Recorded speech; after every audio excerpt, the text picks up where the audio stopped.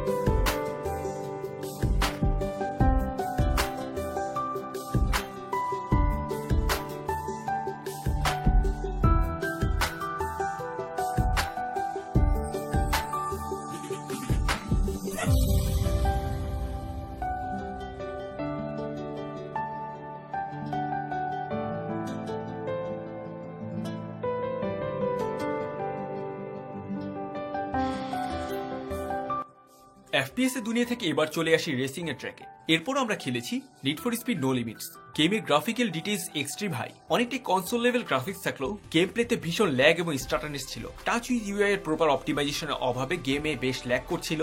আশা করি স্যামসাং ডিভাইসটি পরবর্তী আপডেটে সিস্টেমকে আরো অপটিমাইজ করবে।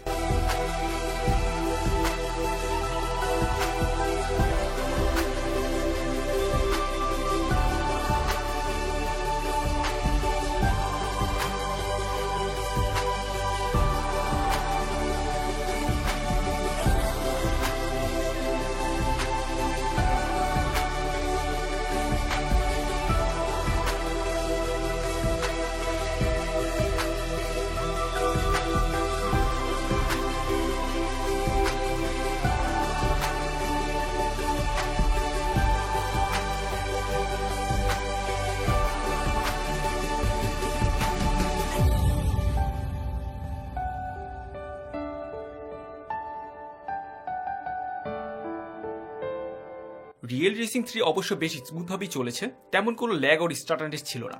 তাছাড়া গ্রাফিক্যাল এলিমেন্টসও বেশ সন্তোষজনক ছিল।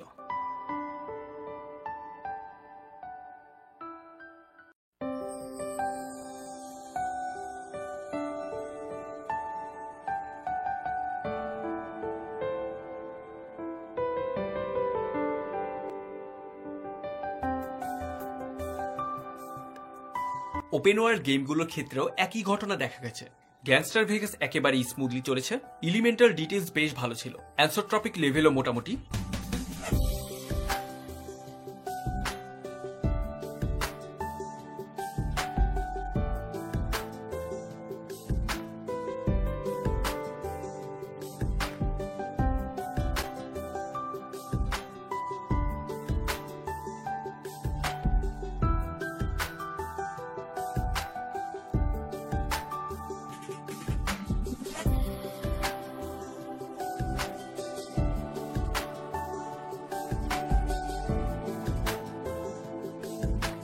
স্যান অ্যান্ড্রিয়াসের ক্ষেত্রে সিমিলার হাই গ্রাফিক্যাল ডিটেইলস পাবেন ইউজাররা, বাট সিস্টেম এবং গেমের প্রপার অপটিমাইজেশনের অভাবে নিড ফর স্পিড নো লিমিটসের মতো এই গেমটিতেও বেশ স্টাটানেস ছিল। সো ওভারঅল ডিভাইসটির গেমিং পারফরমেন্স জায়ান্ট ফ্ল্যাগশিপ হিসেবে ততটা সন্তোষজনক ছিল না। আশা করি পরবর্তী আপডেটে স্যামসাং সিস্টেম ইউআই কে গেমিং এর জন্য আরো অপটিমাইজ করবে।